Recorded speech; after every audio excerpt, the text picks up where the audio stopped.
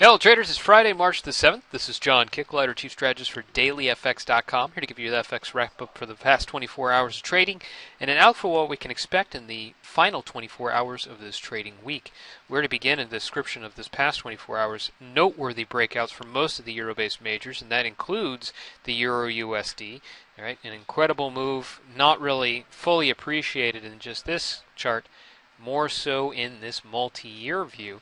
We had the US dollar with a move like this on the Euro USD, but also a dollar decline in other pairs would move the Dow Jones FXCM dollar index below a very important trend line, as you see here.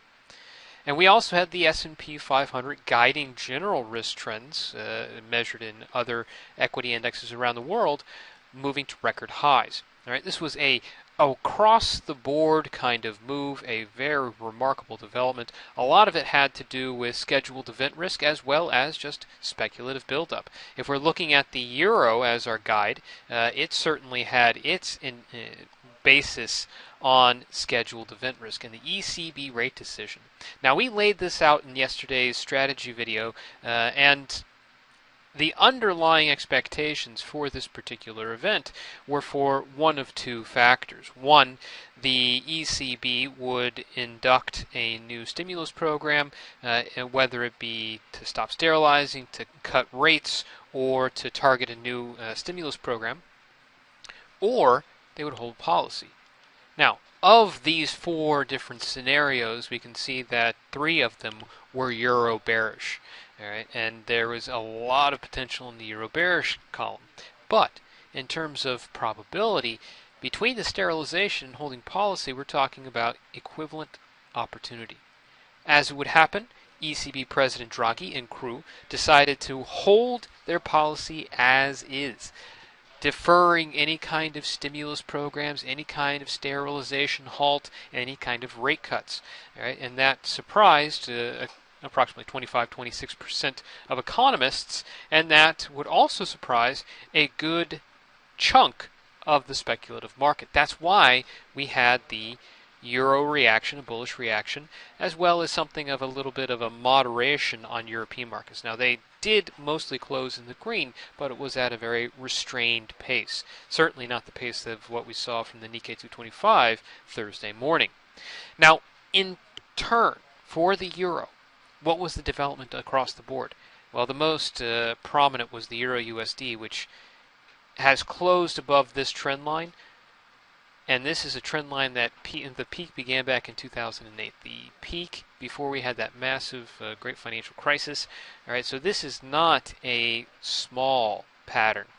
Now, the opposite end of this concern is that a hold in policy is essentially a do-nothing kind of approach.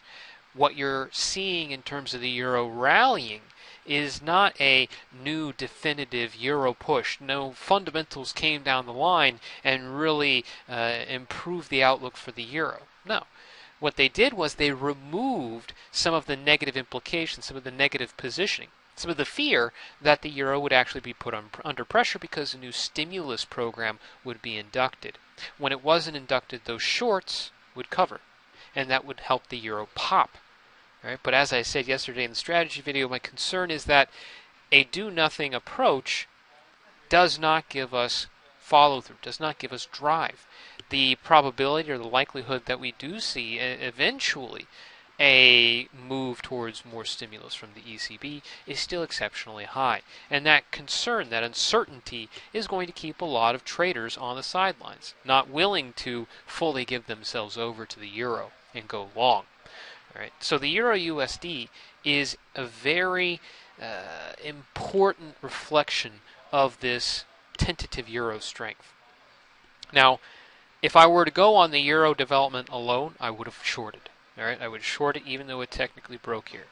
But my concern is, and the reason I can't short this just yet, is because this has its implications to the next big piece of event risk. And this is going to be a major potential market mover as well. And that comes down to Friday's unemployment rate and non-farm payrolls.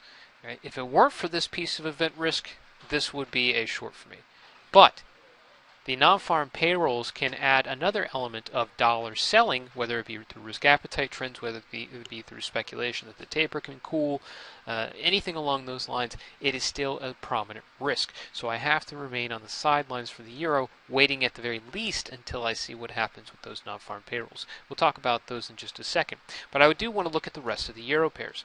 The euro Swiss, remarkably, had very little follow-through. If the conditions in the Eurozone were improving, if the yield outlook in the Eurozone were improving, which this does more to improve yield forecast, doesn't really necessarily bolster the actual economic strength of the euro. So in essence, we'd be looking at an eventual rebound in this flatlined market-based rate, whether we're talking about Euribor or government bond rates or corporate bond rates in the Eurozone. This hold in policy sets a higher floor and fosters a higher floor. Yet those higher yields did not give the Euro Swiss much buoyancy, and this is pretty remarkable because this one should be very sensitive to those risk or yield-based considerations. Now, one pair I do like, if we're talking about the euro being a short-lived bounce just on that event risk alone. Now, I'm not saying that the euro can't find follow-through, but if it is, it's probably going to have to get it from something that actually purposefully drives it forward. Something new and invigorating that actually gives us the next leg up.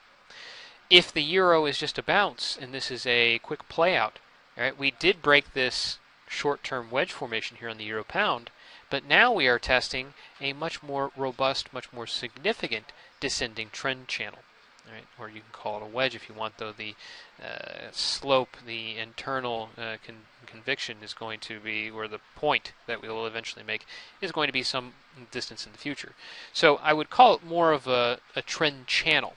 That channel top is where we are right now in price. I'm taking a little bit of a short, seeing if there's going to be a hold or if this is just going to lurch forward or trickle forward. I have my stop up here plus 30 or 83.30. So there's a wide enough stop that I can see how it develops, but I'm not going to build it up into a full-size position unless I actually see a turn. But this is in consideration of the euro getting a pop from an ECB hold, but just a hold isn't actually a proactive euro bid. Now, other euro pairs that are of particular interest to me and will have just as much influence in what's coming up, I would say watch the euro yen. This is perhaps one of the best outcomes for the euro in this particular outcome that we had from the ECB. Now, as I said, as I described in the strategy video yesterday, between the for the hold policy kind of outcome, it's very difficult to generate the kind of follow through, the trend development that we would want to see from a euro bullish reaction to this data. Well, the impact was enough, and we were close enough on a technical basis to the euro yen's wedge pattern here, or congestion pattern, that it would force a nice breakout above 141. That is a pretty hardy move, over 175 pips. Now, the follow-through is going to remain dubious, all right? But this is the power of combining a fundamental catalyst and a technical pattern. All right. Where euro yen goes from here is very much going to be dependent upon where the S&P 500 or where the Nikkei 225 as risk benchmarks go. Now, as you can see with the euro yen, the Nikkei 225 did break its own congestion pattern as well. This was a similar pattern for many of the yen crosses. Other euro pairs, two other actually. The euro kiwi was one I was talking about as a good range-based trade. The problem was that before the ECB release, the New Zealand dollar's strength, which was seen across most currency or most of its crosses, drove this pair below its trend line support. And it broke us through that support, and by the time the ECB decision came around, helped bolster the euro, we had already slipped below that level. Right? It definitely gave the euro a big push, but it wasn't within the context of that clean technical pattern. That's one of the problems with technicals and volatility. When we are near these very key and clear levels, volatility can oftentimes push us through for false breakouts. And if it does so before the data, it really disrupts the trading pattern. So, as it would be, the euro-yen turned out a better technical pattern or better trading pattern with the fundamentals on the euro than with the euro-kiwi.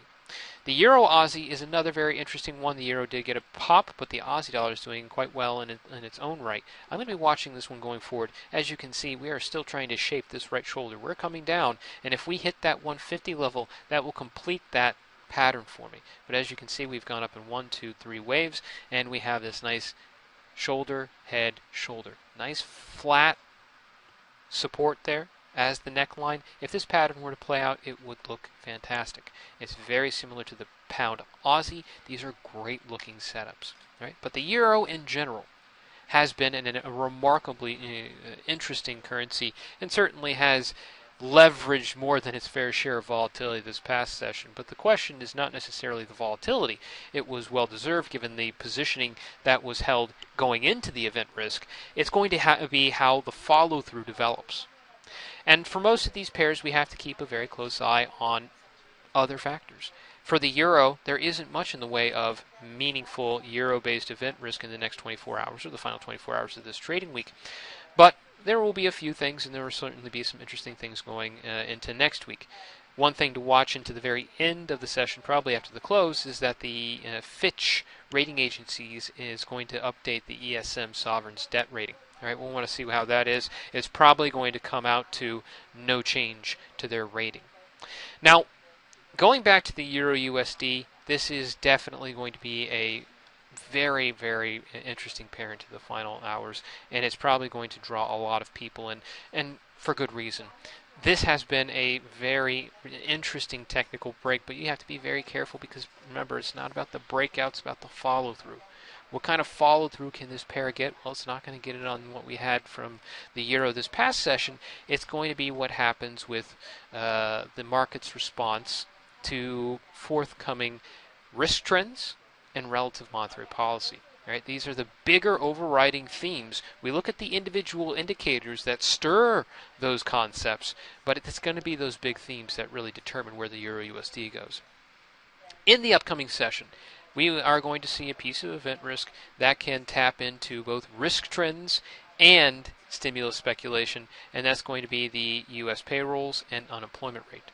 All right, I went into detail about what this event risk can hold in today's strategy video, so I recommend you look at that. But I can talk about a little bit about what I'm looking for. In terms of the event risk, all right, the non-farm payrolls themselves have been meaningful market movers in the past. This is the non-farm payrolls released in September of 2012, and the blue line, the bright blue line, is the S&P 500's performance in the week leading up to the non-farm payrolls release. All right, it's back and forth.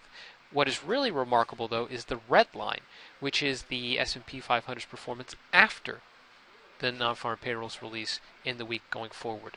Now, as you can see, 16 out of 18 of those weeks were positive. Not surprising in a bull trend by any means, but very remarkable considering how well it's coincides with this event risk. So this is going to be an interesting outcome. Right? How does this influence risk trends? And for risk trends, I like to use the S&P 500.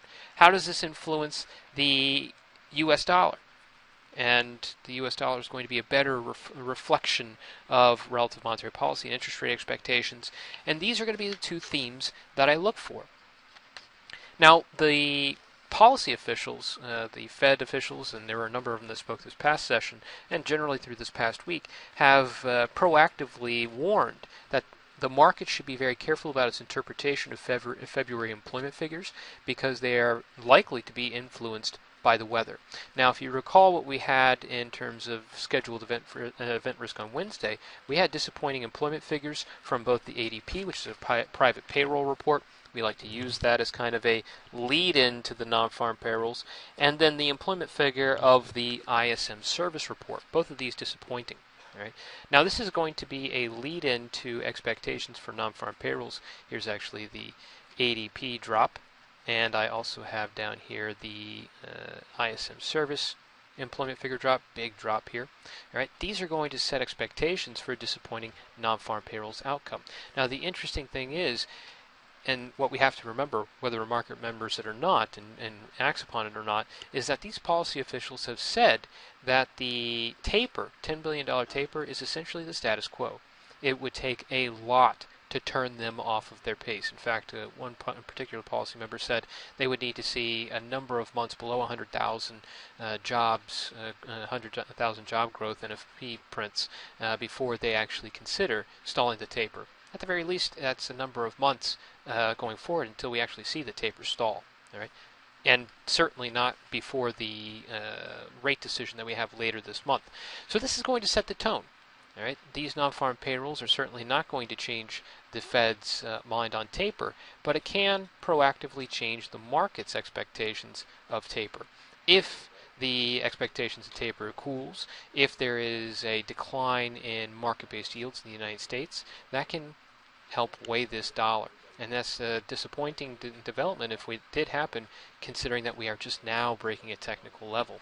Now, if that is the case, if the dollar does drop, whether it be on interest rate expectations sliding, or you got to be careful because there might also be that continuation of risk trends. Though you know my view on risk trends, I think while it is a higher probability of continuing, its pace is probably going to be under check.